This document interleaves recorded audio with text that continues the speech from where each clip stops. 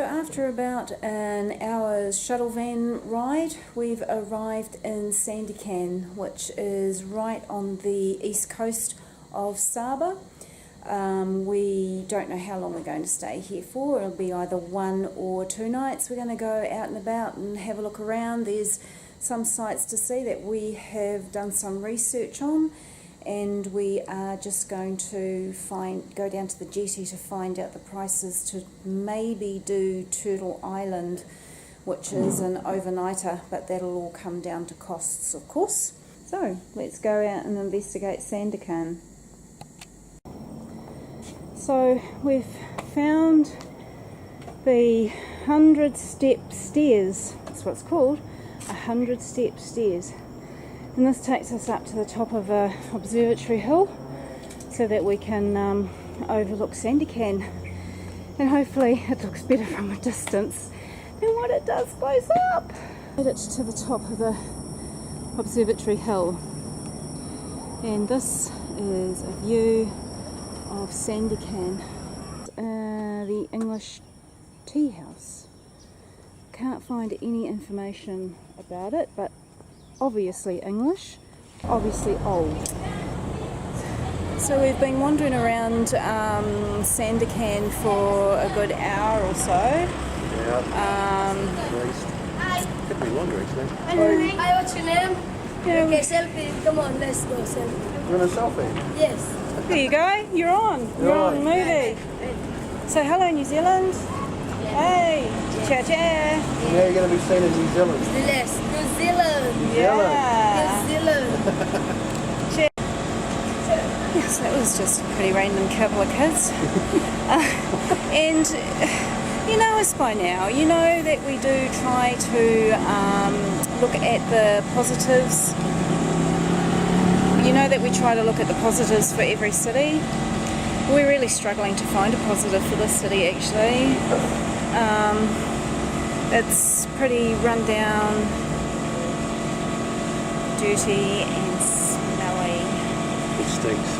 It stinks. It's really hot. bad. Everywhere we've been, it smells. We are only here for 1 night, thank God, and we've booked to go out to do Turtle Island Sanctuary tomorrow for 1 night.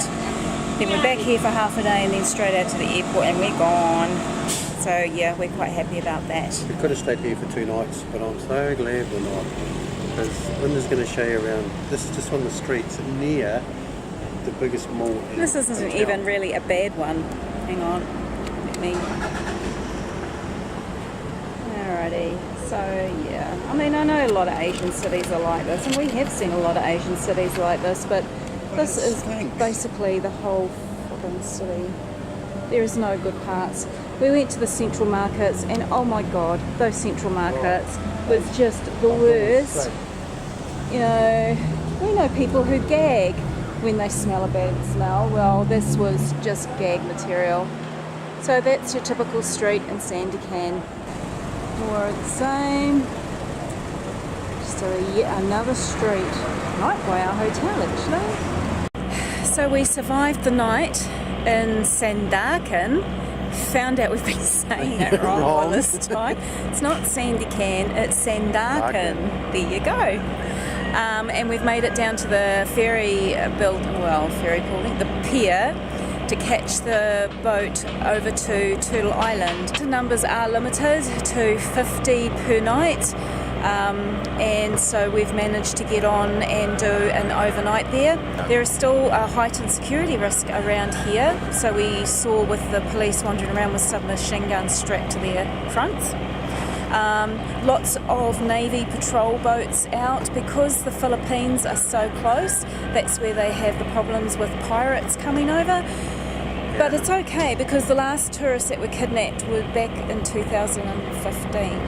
15 or 16. Yeah, and they're not going to. Some fishermen have been going missing out in the water. Oh, the few fishermen have been going missing. Apparently, there is security in place on Turtle Island because the outer islands they have problems with, particularly. But that is also more to stop the poachers from stealing all the turtle eggs because they're very sought after on the black market. hopefully they know that New Zealand doesn't pay ransom money, so we'll be left alone. That's right, the police boats are just heading out now. I can see one going past. So yeah, there have been Navy and patrol boats going past since we have been here. I'm not sure where that's going to get into the shot. Where are we? There. See them in the background there. Yeah, so it's just one of their patrol boats going out. And the police. And in our background, you can see the fishing trawlers getting ready to go for their day out. Show our boats that we're about to go on. And these are our mode of transport over to the island. I think it takes about an hour to get there, so. Alright, so we're sitting on the jetty waiting to go over to Turtle Island in Sabah, in the middle of friggin' nowhere. Haven't seen any Kiwis for weeks and weeks and weeks. And who should walk up to us but this dude from Waiuku. Waiuku, of all places. Say hi, Peter. Something to do with the fire brigade in Waiuku. Who would have goddamn well thought? He's coming over to Turtle Island with us as well for the night. So, yeah, great catching up with a Kiwi and being able to talk normal for a change. Yeah, on the 20th of May.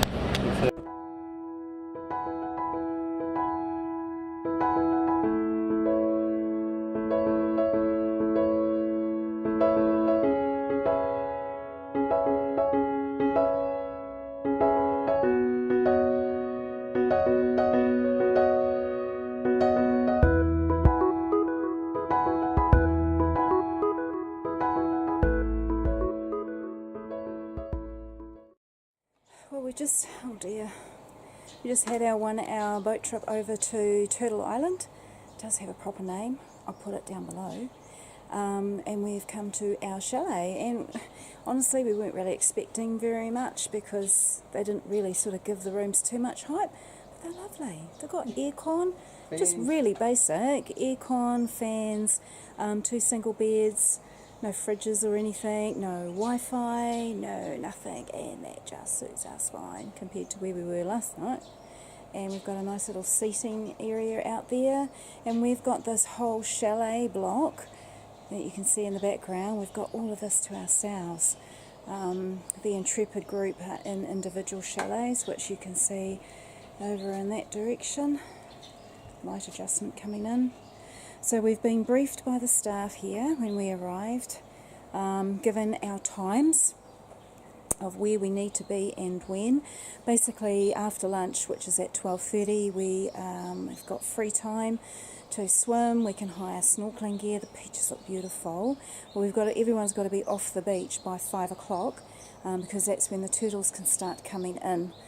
We're watching a video tonight as well, so anytime we've got to congregate in the common area, and that's when the rangers come in and say it's turtle time, and apparently that's when we can all go down to the beach. I don't know whether I'm going to be able to film any of it. We can't have video cameras or flash equipment. We may be able to do some on our phones. Photos without flashes on our phones, so Fingers crossed. Fingers crossed, yay. It's chill out island time now for us. Let's go for an explore. Oh, I can see a few bevies out here tonight.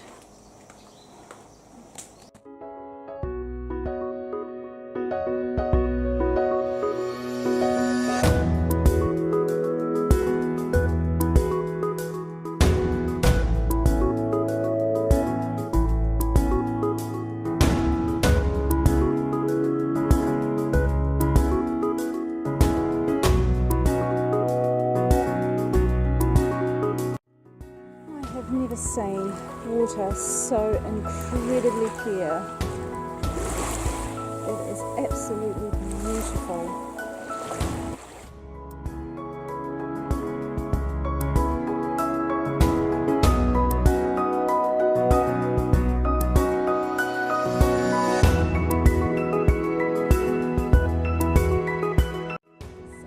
The larger of the 2 hatcheries. And each of these represents the gatherings of the eggs each night that the mums come in and lay them. They're then gathered up and put in here until they're ready to hatch.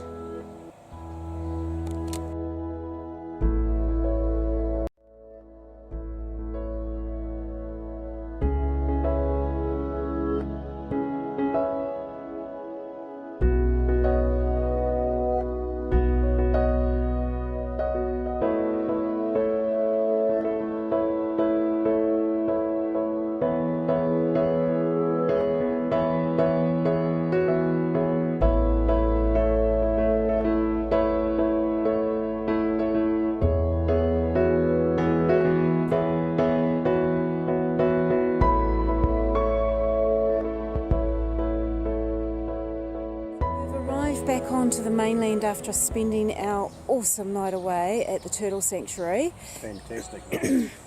We arrived back here in Sandakan quite early in the morning. Got a grab taxi out to the airport and we've checked our bags in, but we don't actually fly out till 2:30 this afternoon, so we've got a bit of time to fill in. So we wanted to come to the Sandakan War Memorial Park.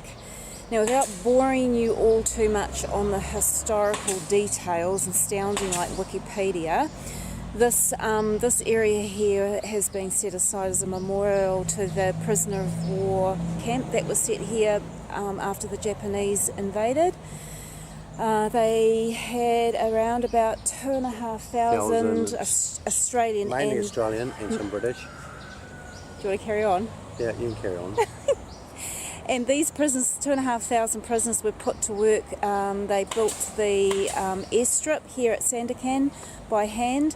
They were basically starved and mistreated, and they were then sent to march on these death marches up to Borneo, which is in the north of Sabah, around about 150 miles, and they all perished, all bar about 6 Australians who escaped en route. It's actually gone down as one of the most horrific tragedies in Australian war history, and it was quite hushed up. The government didn't actually tell the families what actually did go on. A lot of the families were told that their relatives died of malaria rather than these horrific death marches that the Japanese made them endure. So this is dedicated to those who lost their lives. So we're just going to have a look around.